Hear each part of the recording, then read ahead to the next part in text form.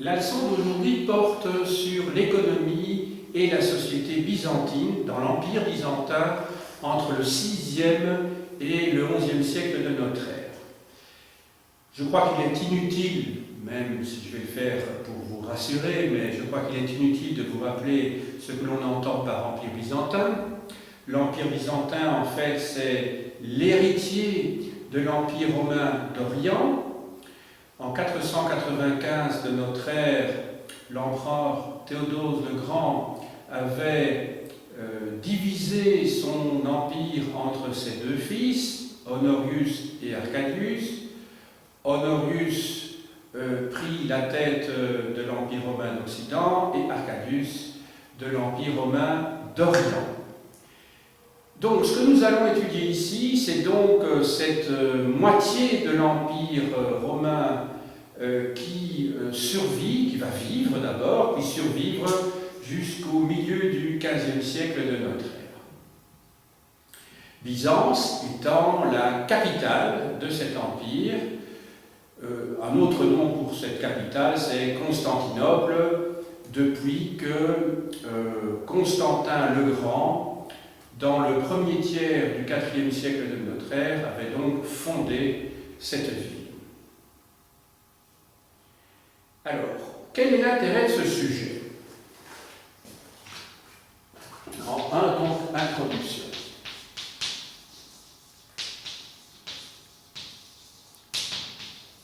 Eh bien, peut-être remettre en cause les idées toutes faites, les lieux communs que l'on peut avoir sur l'Empire byzantin. Très souvent, Empire byzantin est synonyme de richesse. Quand on dit, dans une expression courante, ce n'est pas Byzance, c'est pour dire que nous ne sommes pas très riches, nous n'avons pas l'abondance dans nos régions.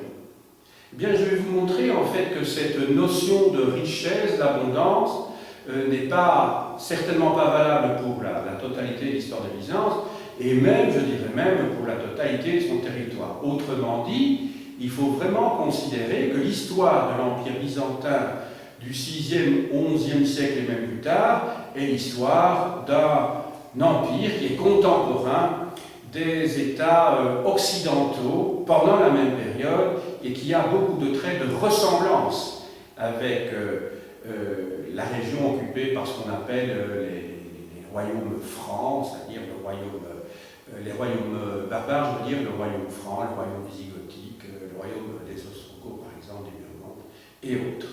Voilà. Ensuite, nous allons maintenant aborder le sujet proprement dit.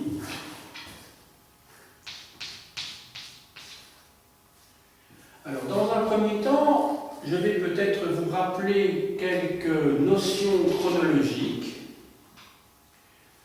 Alors, ce VIe siècle, je le fais débuter à la mort du grand empereur romain Justinien en 565 et je termine cette ligne du temps à la fin du XIe siècle. Ce serait gentil de montrer la ligne du temps, si on ne la voit pas.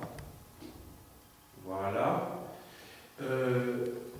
En 1081, c'est-à-dire à partir du moment où une nouvelle dynastie monte sur le trône des empereurs de Byzance, à savoir la dynastie des Comnènes avec Alexis Ier. Voilà. Alors, à l'intérieur de ce vaste laps de temps qui couvre un peu moins de 6 siècles, j'ai repris quelques dates qui m'ont semblé importantes. 674, le premier siège de Constantinople par les Arabes. Il y aura un deuxième siège de Constantinople au début, dans le premier tiers du 8e siècle de notre ère, donc après 700.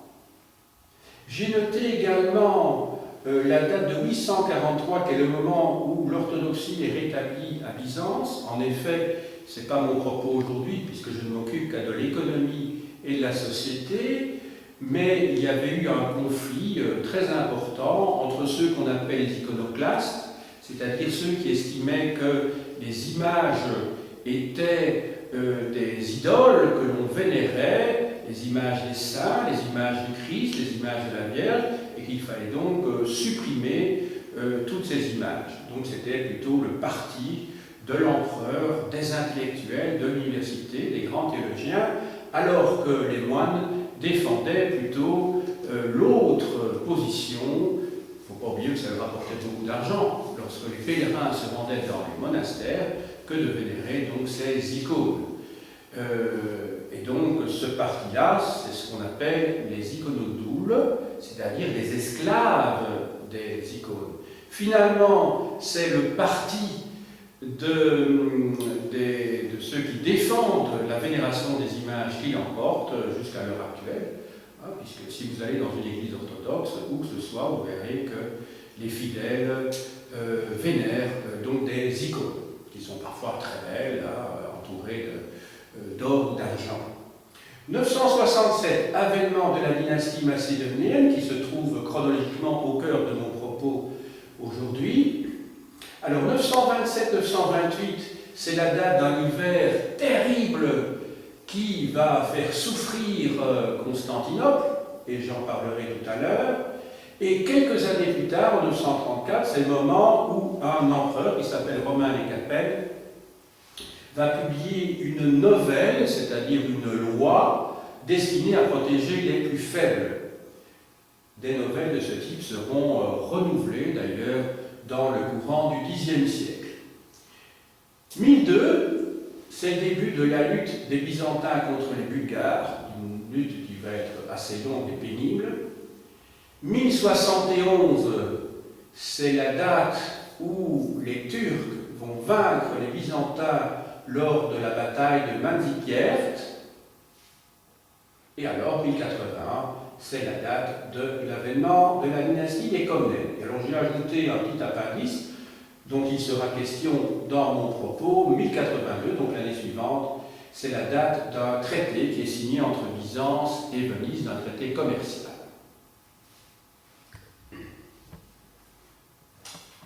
Donc, j'en arrive à l'essentiel maintenant de mon propos, donc le développement.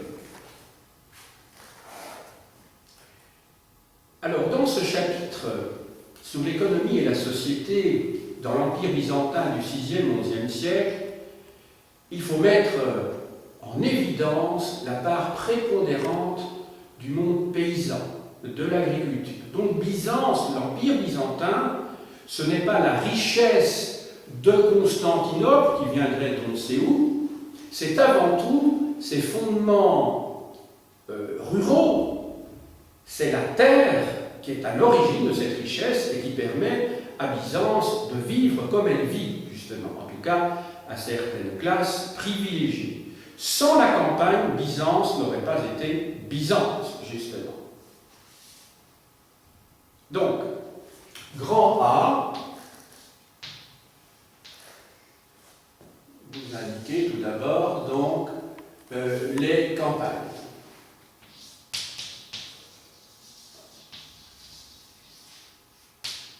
Et les campagnes, à l'intérieur des campagnes, je traiterai d'abord de la production. Alors, cette production est le fait de petites exploitations, mais aussi de grands domaines. Alors, je vais commencer à m'attacher d'abord à la petite exploitation. Alors, la petite exploitation elle-même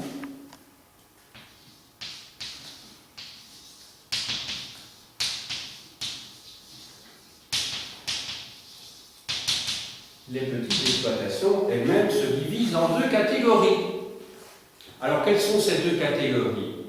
Eh bien, il y a des petites exploitations qui appartiennent directement à leurs propriétaires et d'autres qui ne sont en fait que des subdivisions à l'intérieur du grand domaine. Alors, les petites exploitations, des petits paysans, si vous voulez, qui dépendent d'un aristocrate, qui dépendent d'un domaine, payent ce qu'on appelle un pacton. P-A-K-T-O-N, pacton.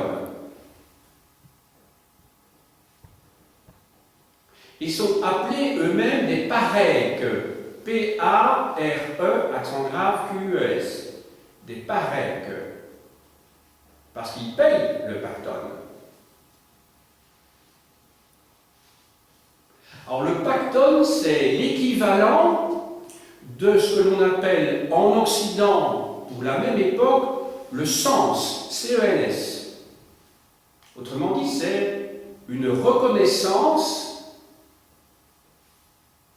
de la possession de la terre d'une manière héréditaire. Autrement dit, c'est un loyer, mais un loyer essentiellement de reconnaissance, très cognitif.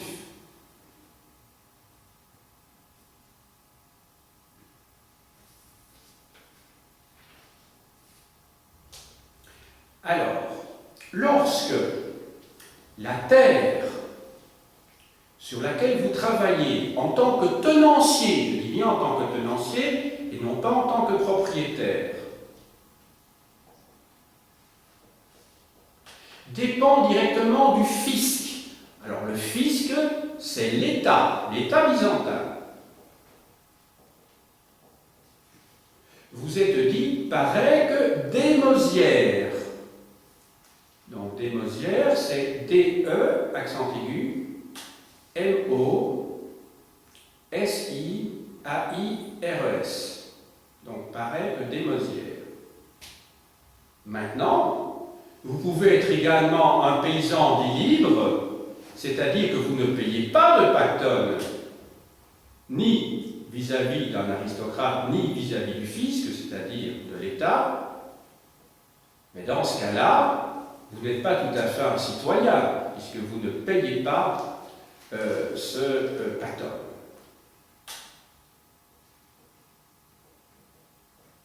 Alors, ce qui est intéressant de retenir ici, c'est essentiellement la structure d'une petite exploitation.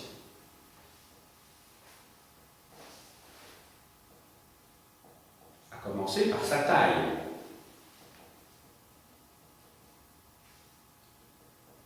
Alors, une petite exploitation fait en général entre 5 à 10 hectares maximum. Mais il ne faut pas oublier que les terres dans ces régions ne sont pas spécialement riches. Ce ne sont pas toujours des terres très fertiles. Donc il ne faut pas s'illusionner sur la production possible et la productivité possible en fonction de la taille de ces exploitations. Alors comment sont composées ces petites exploitations? Eh bien, vous avez bien entendu la maison où habite le paysan et sa famille. Vous avez des terres cultivables, des terres agricoles. Vous avez surtout un jardin. Alors ce jardin, c'est la partie qu'affectionne le plus le paysan, c'est la partie sur laquelle il cultive des céréales, mais aussi des légumineuses, où il produit des fruits également.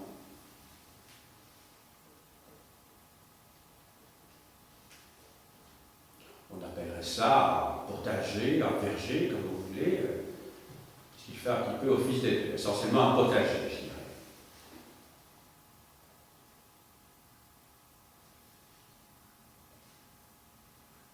Alors, la production, plutôt les rendements sur ces exploitations, évidemment, ce sont des moyennes. Il est bien entendu que suivant les régions et suivant les époques, et suivant évidemment les bonnes et les mauvaises saisons, vous pouvez avoir des rendements différents. Mais si l'on fait une moyenne, d'après ce que nous ont laissé comme témoignage les textes, il y a un rendement de 3 à 3,5 grains par grain semé. Ce qui n'est pas beaucoup, je vous signale. Ce qui n'est pas beaucoup. Parce qu'avec ça, le paysan va non seulement se nourrir, il doit prévoir une réserve pour les semailles de l'année qui suit, il doit prévoir également de l'argent ou en tout cas des grains, pour pouvoir payer en nature ou en argent, je dirais, le loyer et les impôts. Sans compter que le paysan doit également renouveler son maigre et fragile matériel qui lui sert à cultiver. Donc vous voyez qu'ils vivent très chichement. Quant à l'outillage, il est tout à fait rudimentaire. Il y a très peu d'innovation technique.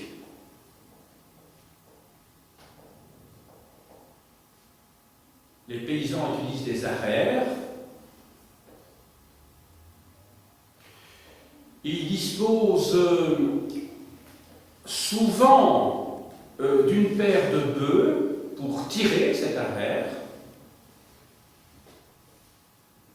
Mais il ne s'agit pas de la fameuse charrue que l'on va trouver en Occident un peu plus tard et qui permet de retourner profondément la terre et donc de l'oxygéner et donc d'avoir des rendements plus importants.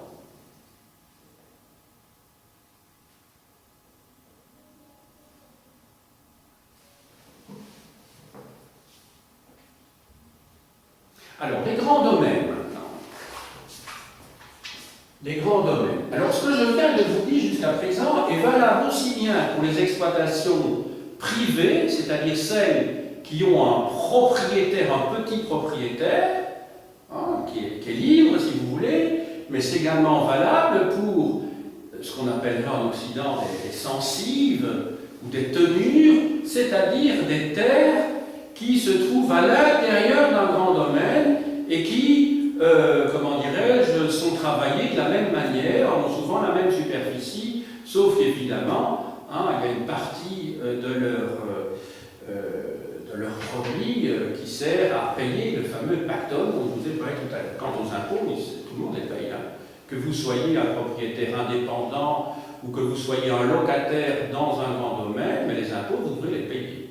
Donc les impôts sont communs. Le renouvellement d'outillage, c'est commun à tout le monde aussi. Ça, il n'y a pas de différence. C'est le pactole, en fait, qui différencie les parecs des paysans qui sont des propriétaires libres. Alors, dans les grands domaines, comment sont-ils organisés?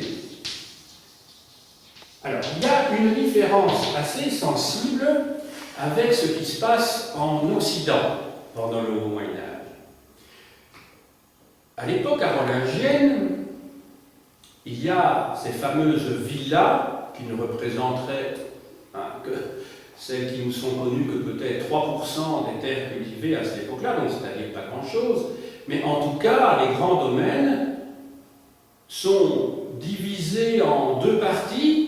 D'une part, ce qu'on appelle le faire-valoir direct, c'est-à-dire la terre qui est gérée, administrée directement au profit du maître, par l'intermédiaire d'un intendant, mais je dirais le produit de la récolte, des récoltes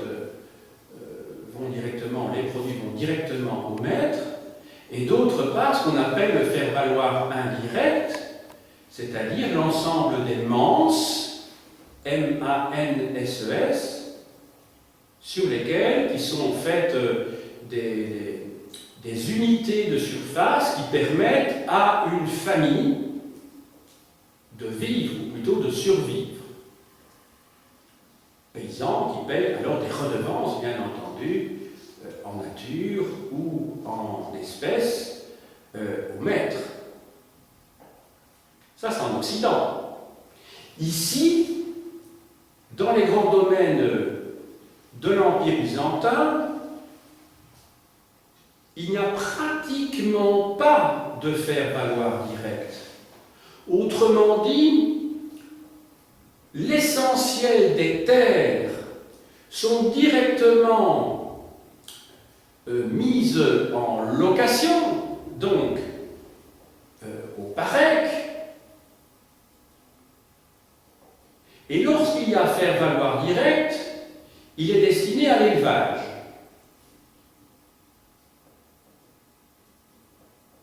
Autrement dit, d'ailleurs nous ne trouvons pas dans même contexte géographique. Il ne faut pas oublier l'Empire byzantin, à cette époque-là, ça correspond en gros, je dirais, aux Balkans, à la Grèce, à la Turquie actuelle. Ce sont des régions très montagneuses. Et donc l'élevage a beaucoup plus d'importance, certainement, proportionnellement qu'en Occident.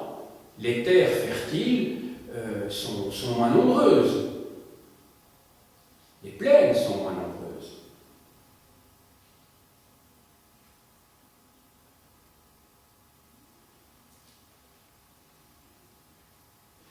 Alors, ces grands domaines sont entre les mains d'aristocrates, de gens parfois très riches.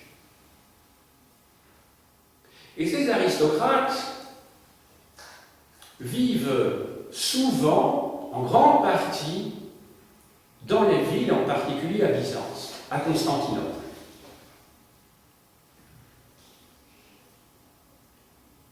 Et ce qui leur permet de vivre dans la capitale ou dans les grandes villes, c'est essentiellement le fait qu'ils possèdent des biens-fonds.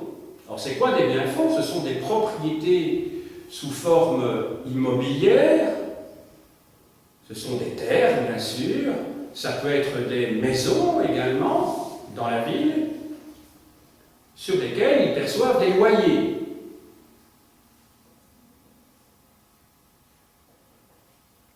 Et c'est cette richesse qui leur permet de vivre en ville,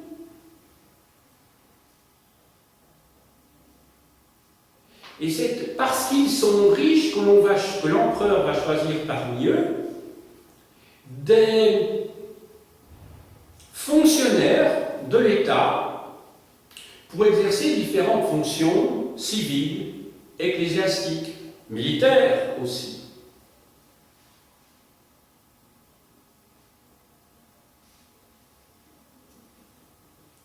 Alors, c'est un cercle évidemment où tout est lié, où l'on ne sait plus très bien ce qu'est la cause et la conséquence, mais c'est parce qu'ils sont riches qu'ils vont obtenir ces places d'administrateurs, de chefs militaires, d'évêques ou d'archevêques,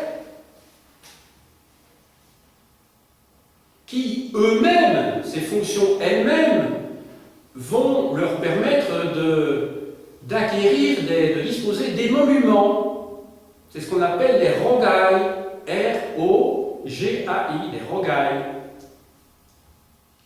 Donc c'est la richesse qui permet d'avoir plus de richesse. Donc leur richesse foncière, à la campagne, leur permet d'avoir des fonctions qui elles-mêmes sont liées à des émoluments et leur permettent de tenir un train de vie en ville de manière assez prestigieuse.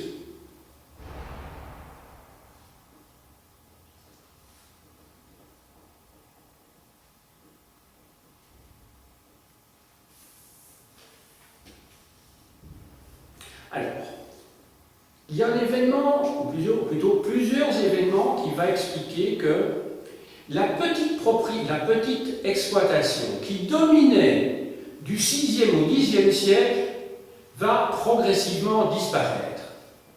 Donc, si vous voulez, quantitativement, il y avait beaucoup de petites exploitations du 6e au 10e siècle. À partir du 10e siècle, il y a deux événements qui vont renverser complètement la tendance. Peut-être pas complètement, parce qu'il y aura toujours des petites exploitations, mais en tout cas qui, du point de vue structurel, vont modifier le rapport de force entre les petits exploitants et les grands aristocrates qui possèdent des grands domaines.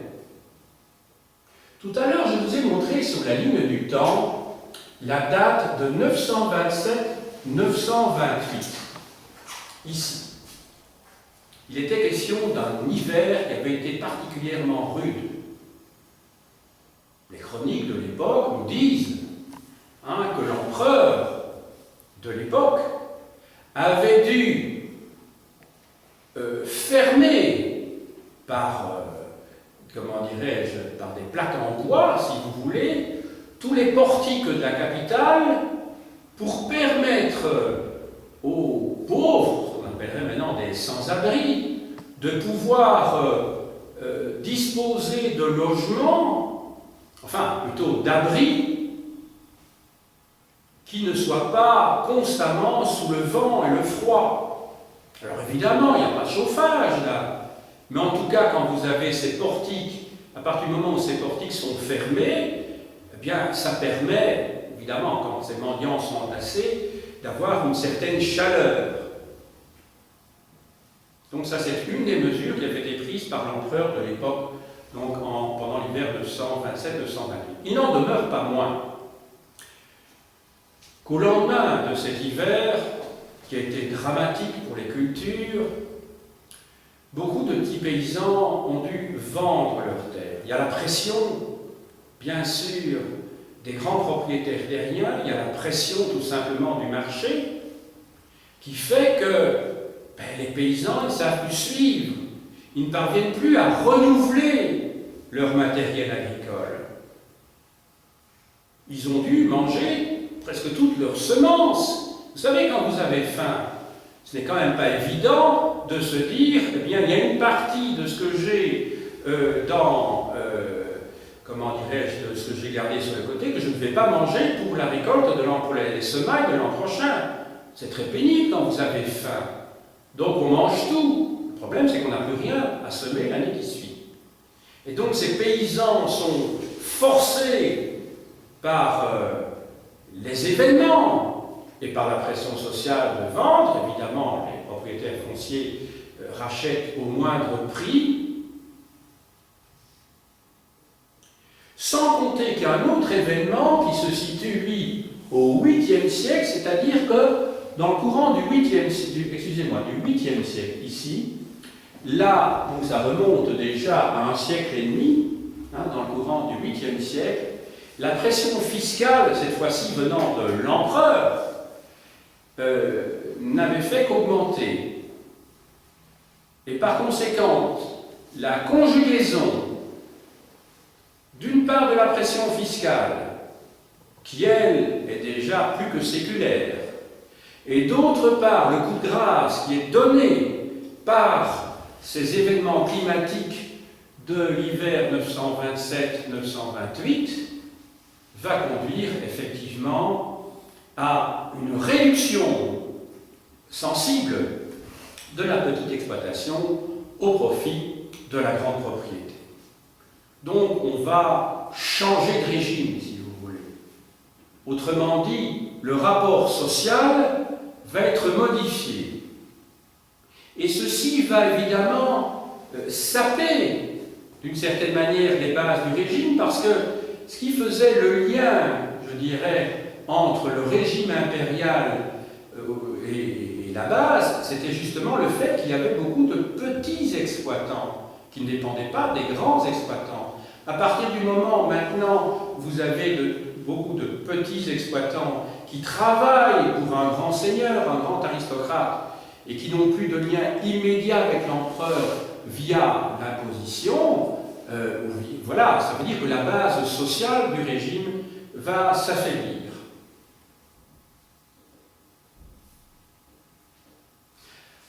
Alors, j'en étais ici au niveau de la production. On va passer maintenant au niveau du commerce. Toujours dans les campagnes. Le commerce, c'est donc l'échange. Nous sommes dans les campagnes, donc qu'est-ce qu'on échange? On échange effectivement du grain, des céréales, des produits de la terre contre de l'argent qui va permettre d'acheter les outils qui sont usés, qui va permettre de payer le loyer, je l'ai dit tout à l'heure, ou de payer l'impôt. Le loyer, c'est au grand propriétaire, l'impôt, c'est à l'empereur, c'est à l'État, au fisc. Et c'est ainsi que, à cette époque-là, au Xe et XIe siècle, c'est-à-dire au moment où le commerce à Byzance est à son sommet, donc c'est l'époque macédonienne, de la dynastie macédonienne, on voit se dérouler des foires rurales, des marchés ruraux, où les paysans peuvent vendre donc le maigre surplus dont ils disposent après les récoltes. Je vous propose maintenant de passer au grand B, c'est-à-dire les villes. Donc on va penser au milieu urbain. Il y a quelques grandes villes dans l'Empire byzantin pendant la période qui nous intéresse. Il y a Constantinople, bien sûr. Il y a aussi Thessalonique ou Éphèse, pour ne donner que quelques grandes villes. Ce sont les plus importantes, celles que je vous cite, bien sûr. Et là, quels sont les biens qui sont échangés? Évidemment, on est en ville.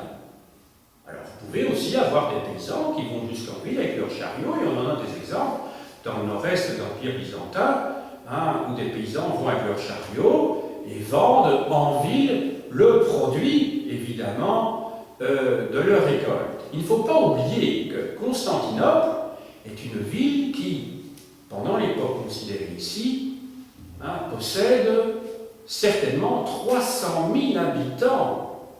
300 000 habitants, c'est 300 000 habitants à nourrir. Donc il ne faut pas, bien sûr, avoir une vision dichotomique de la société. Cette société connaît, comme toute société, des échanges entre les villes et les campagnes, et ça n'aurait pas de sens de dire il y a d'un côté la campagne qui vit en autarcie, même c'est souvent le cas pour l'essentiel, la plupart des paysans produisent d'abord pour eux-mêmes, et d'autre part, il y aurait la ville qui vivrait elle-même en autarcie. C'est pas possible, il faut nourrir les habitants de Constantinople et des autres villes comme Thessalonique ou Éphèse. Donc, il y a des échanges plus que clairs, sinon ça aurait été la famine dans ces grandes villes.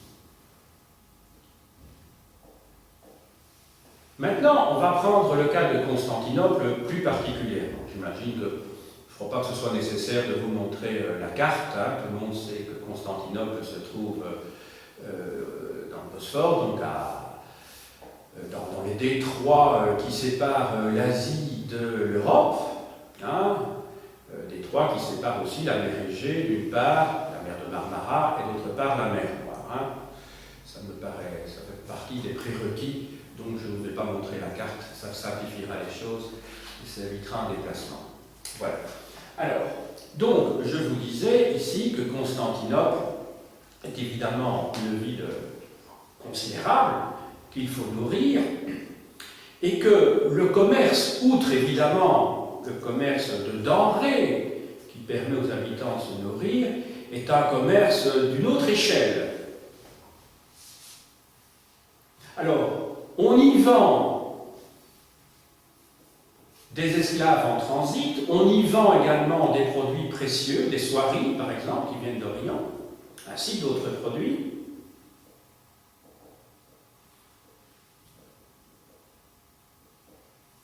Et pour que ce commerce est libre, je vous le dis tout de suite, le système byzantin, contrairement à ce qu'on pourrait penser, parce que quand on pense à Byzance, à l'Empire byzantin, on pense souvent à la bureaucratie, on pense à une période antérieure qui est celle du bas empire déclinant, c'est encore un mythe sur lequel il faut revenir, mais en tout cas on pense au bas empire qui est une époque où la bureaucratie c'était effectivement était devenue pléthorique, certainement, mais il faut savoir que le commerce est libre. Toutefois, il y a une taxe de 10% à payer sur les produits qui rentrent à Constantinople. C'est ce qu'on appelle le commercion. K-O-2-M-R-K-I-O-N.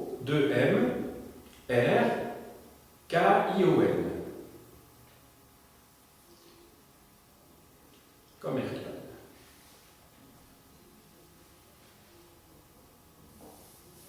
Les Vénitiens, comme les Amalfitains, comme les Génois, comme les musulmans, se sont installés à Byzance, à Constantinople. Les musulmans ont même leur mosquée. mosquées dans la ville.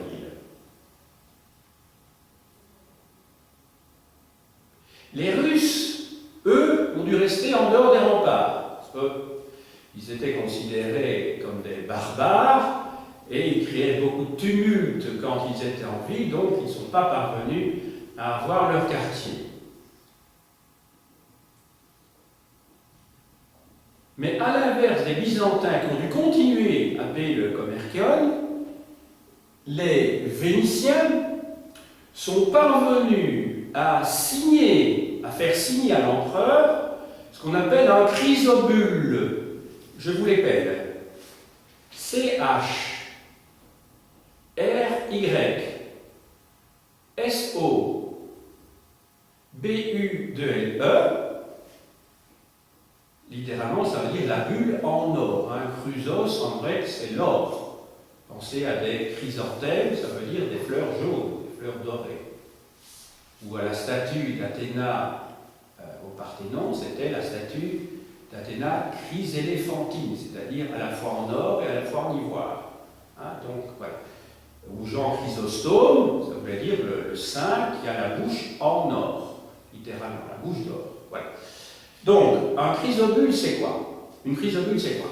En fait, c'est donc un acte solennel de l'empereur byzantin, qui est écrit avec une écriture rouge d'ailleurs, et au bas duquel pend une bulle qui représente en fait le pouvoir universel de l'empereur, qui est suspendue à 2 cordelettes. Et donc, c'est donc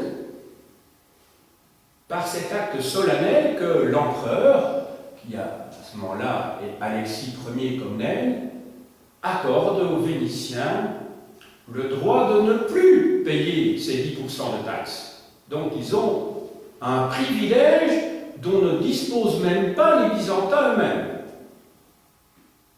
Alors, ce qui facilite la circulation dans cet empire byzantin, c'est l'existence de monnaie.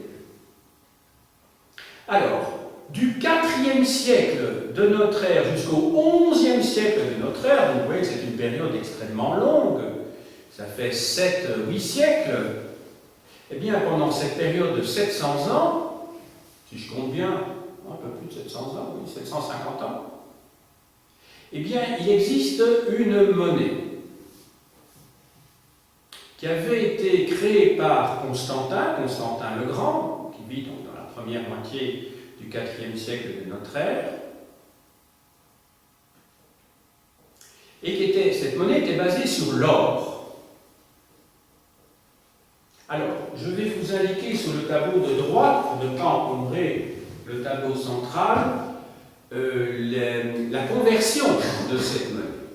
Alors, cette monnaie, en fait, c'est une monnaie d'or, et la base de cette monnaie, c'est le sou d'or. Il y a 72 nomismata pour une livre d'or. Une livre d'or, c'est plus ou moins 1/3 de kilo. Ça va? Vous allez me dire, ben oui, les livres, ça change souvent le prix. Pour nous, quand on pense au livre, quand on va chez le boucher, c'est 500 grammes, d'accord? Pour eux, c'est pratiquement 1/3, je dirais 340 grammes d'or. Pour eux, c'est une livre. Alors, une livre, c'est une monnaie de compte. Ça veut dire que vous ne pouvez jamais avoir cette monnaie dans la main. C'est une unité de compte. Vous voyez bien la différence, ce n'est pas une unité courante. Donc, c'est quelque chose qui existe pour faire des comptes, pour calculer, mais vous ne pouvez pas l'avoir en main. Donc, vous mettez que une livre, et je le mets ici entre parenthèses, puisque c'est une unité de compte que je ne peux jamais avoir en main, ça correspond à 72 nomismata. Alors, au singulier, on dit nomisma. Et le ta, c'est la marque du pluriel, en fait. Ça va? Donc, c'est nomismata, pour le pluriel. Alors, chaque nomismata, un nomisma plutôt, excusez-moi, un nomisma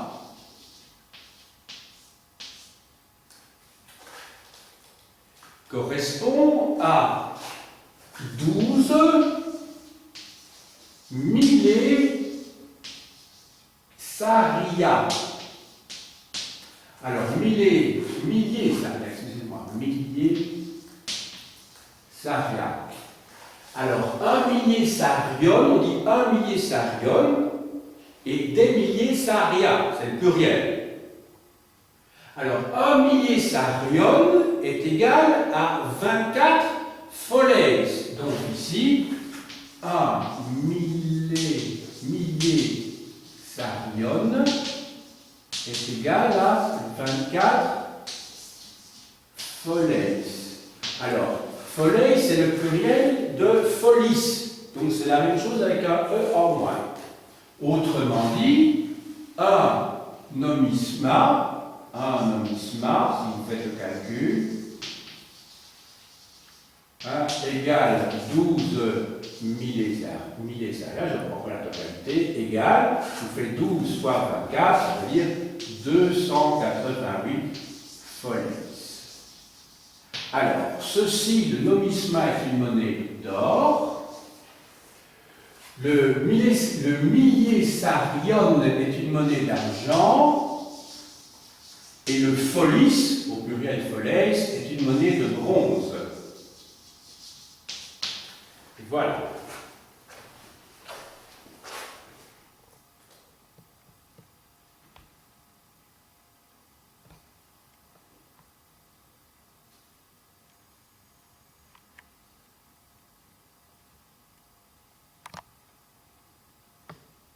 Alors, je vous rappelle que dans l'Empire carolingien, l'or n'était plus en usage.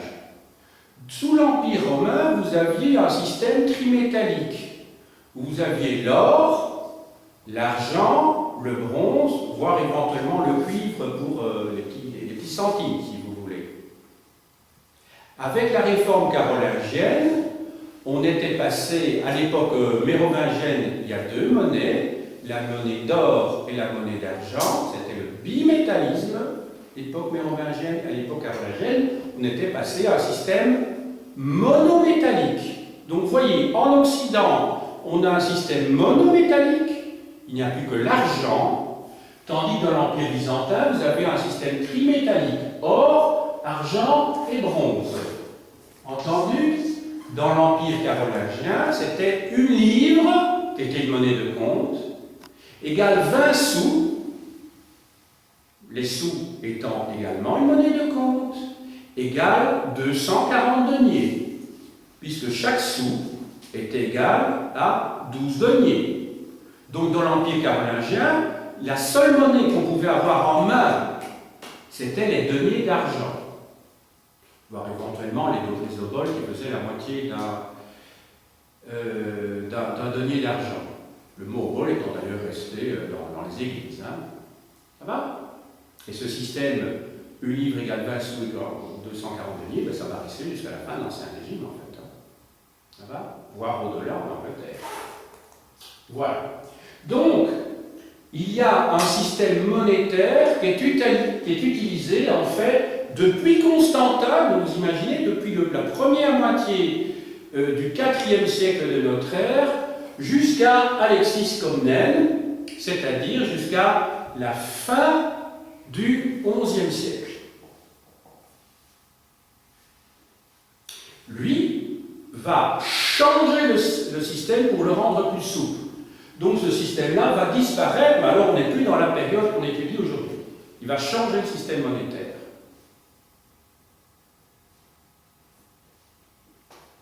Et il faut savoir que déjà, depuis les années 1040, à partir des années 1040, 1043, quelque chose comme ça, le nomisma va commencer à perdre de sa valeur. On va assister à un phénomène de dévaluation, et alors dans les années 1060 déjà, on va avoir une dévaluation de plus en plus accélérée qui va conduire à une dépréciation conduisant finalement à la réforme des Comnènes, l'objectif étant de résister, je dirais, aux monnaies vénitiennes. Mais les monnaies vénitiennes ont déjà le dessus à cette époque-là. Voilà. Alors ça, c'est donc pour le commerce, je dirais le grand commerce.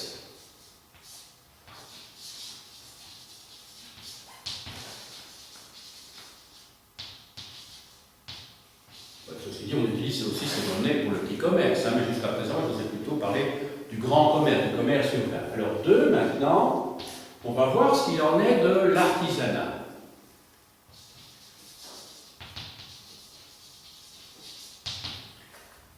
Alors, à Constantinople, il y a des artisans, d'ailleurs assez nombreux. Alors ces artisans, ils travaillent en général dans un cadre familial. Il y a l'homme, sa femme, ses fils, éventuellement un ou deux aides, ça peut être des esclaves d'ailleurs, hein, parce que l'esclavage existe encore.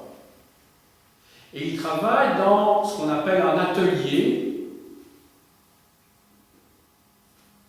Alors, en grec, ça se dit ergasteria, vous notez, ergasteria, au pluriel, hein, ergasterion au singulier. E-R-G-A-S-T-E-R-I-A.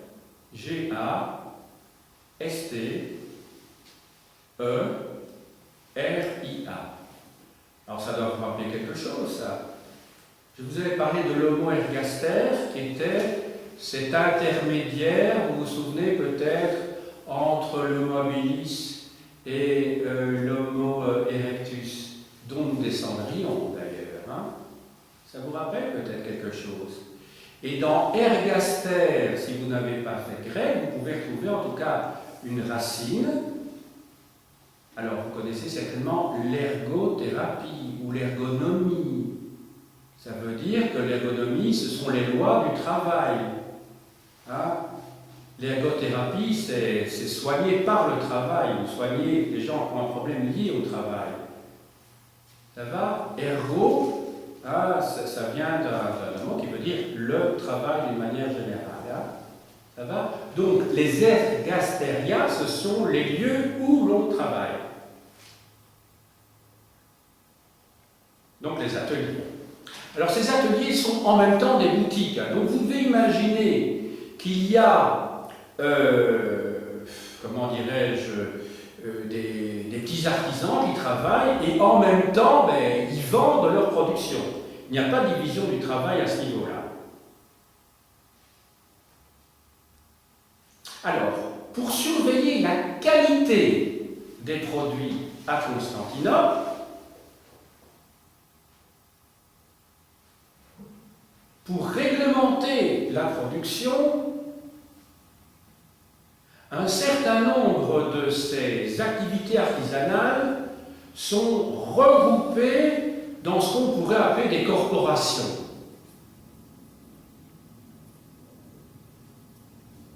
Et ces corporations doivent suivre les règles fixées par le préfet de la ville de Constantinople, qui s'appelle l'éparque. E accent aigu, P-A-R-Q-U-E, l'éparque. Donc c'est le préfet de la ville. Vous vous souvenez qu'à Rome, il y avait un préfet de la ville également. Hein? Bien à Constantinople, c'est la même chose. À défaut de maire ou de bourgmestre, si vous voulez, de maire de la ville, il y a un préfet, mais qui est un fonctionnaire qui dépend directement de l'empereur, ici, un haut fonctionnaire.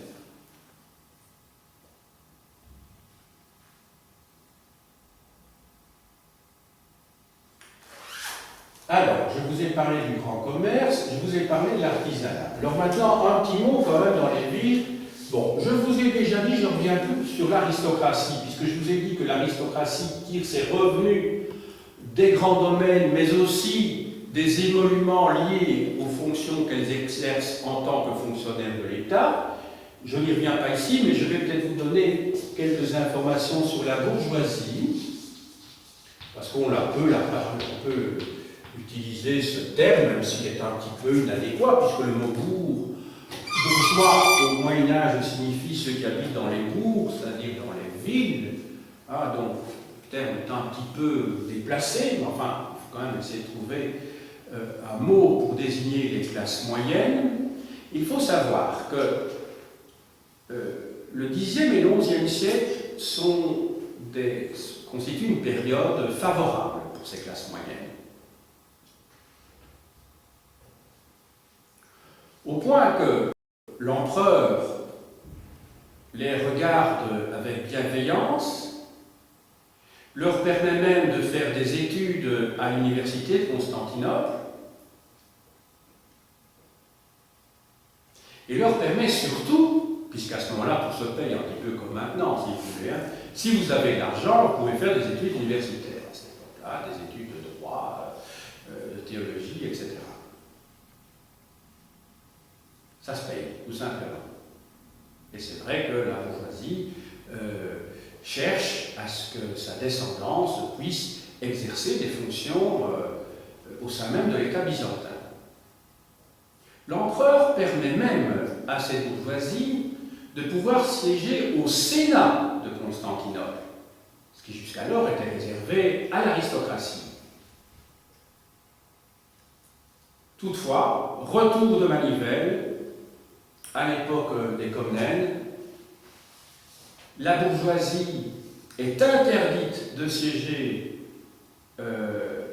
au Sénat sous la pression que l'aristocratie exerce, évidemment, sur l'État, sur l'appareil étatique et sur l'empereur. Donc, si je devais résumer maintenant, et nous arrivons à la conclusion,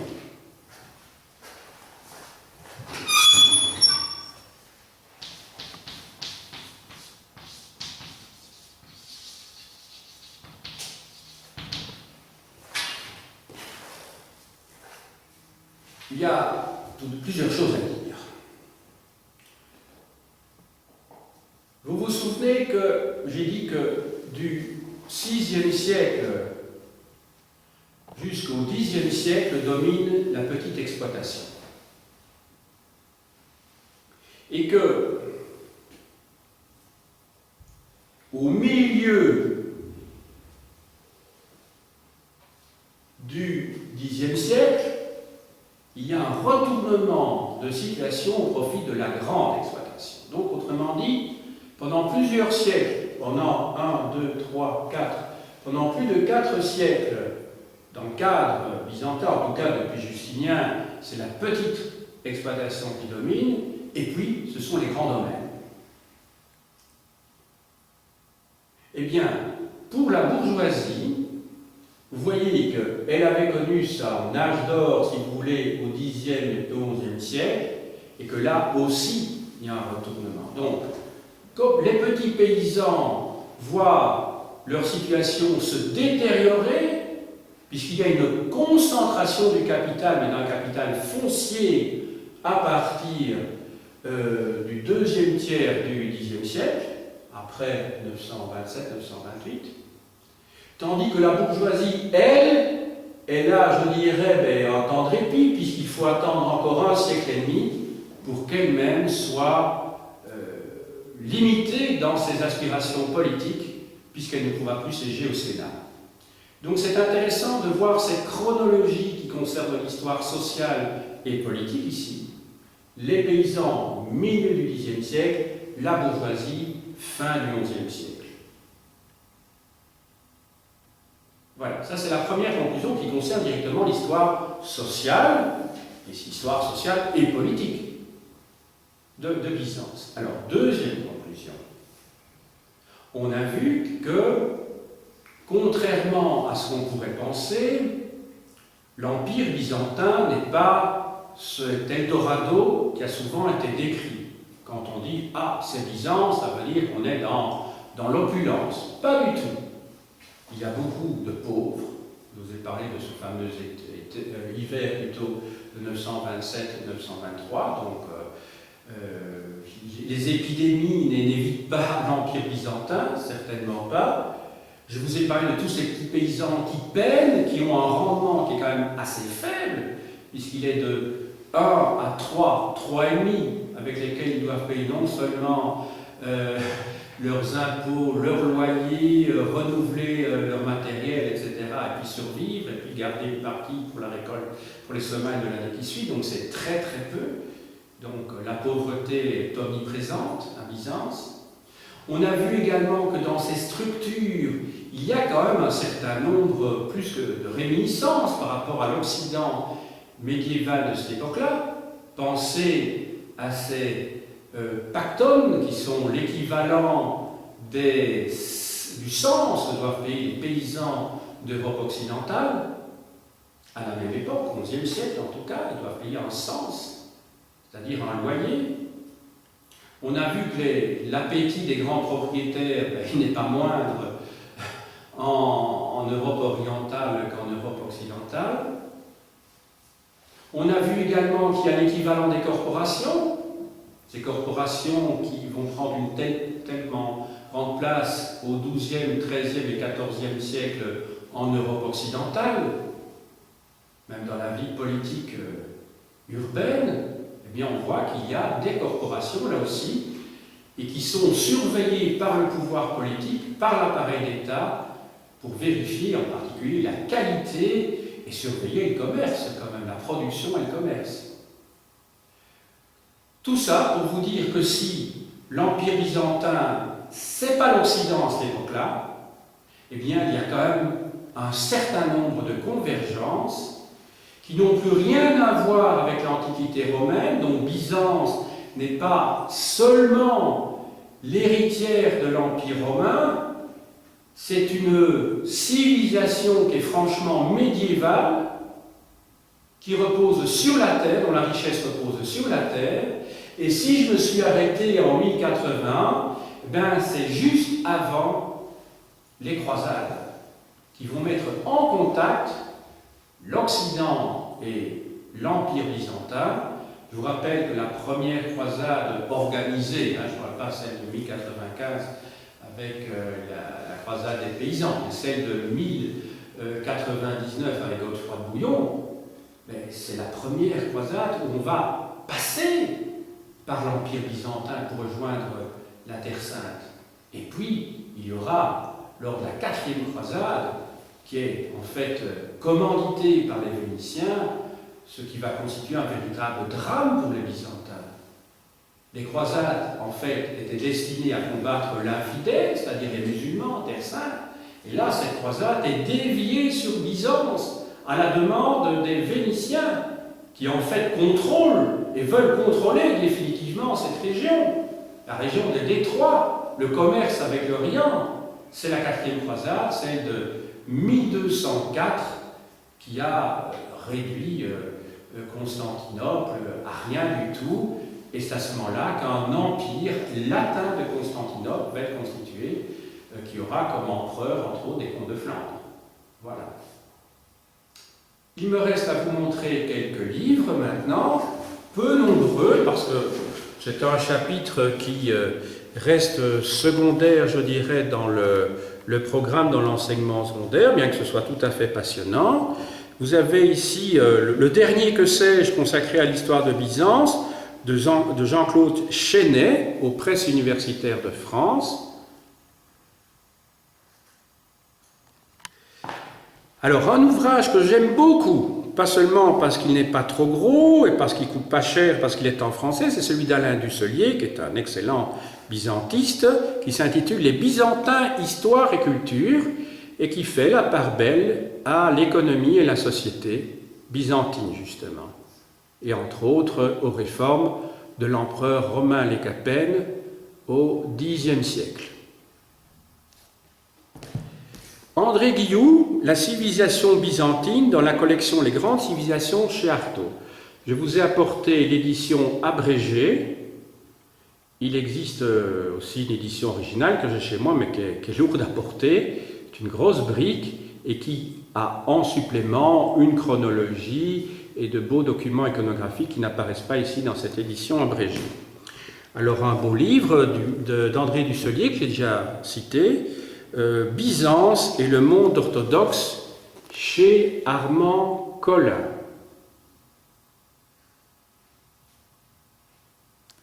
Voilà. Alors, sous la direction de Cécile Morisson, je n'ai apporté que le premier volume, Le monde byzantin. Le premier volume couvre les années 330, c'est-à-dire le moment où Constantinople est fondée par Constantin, jusqu'en 641. Alors, c'est publié dans la collection Nouvelle Clio, l'histoire et ses problèmes, aux presses universitaires de France. Alors, un ouvrage qu'il ne faut pas négliger du tout, qui s'intitule Le Proche-Orient médiéval. Alors, contrairement à ce qu'on pourrait penser, ça ne concerne pas principalement l'islam, mais c'est une mise en parallèle du monde musulman à cette époque-là et du monde byzantin. Et ça donne un résultat assez surprenant, du point de vue de la civilisation en général et la civilisation matérielle concernant la vie quotidienne en particulier. C'est écrit par Dusselier, Kaplan, qui sont deux byzantinistes, et Martin, qui, sauf vers ma part, est un islamisant. Alors, c'est édité par Hachette. J'ai dit.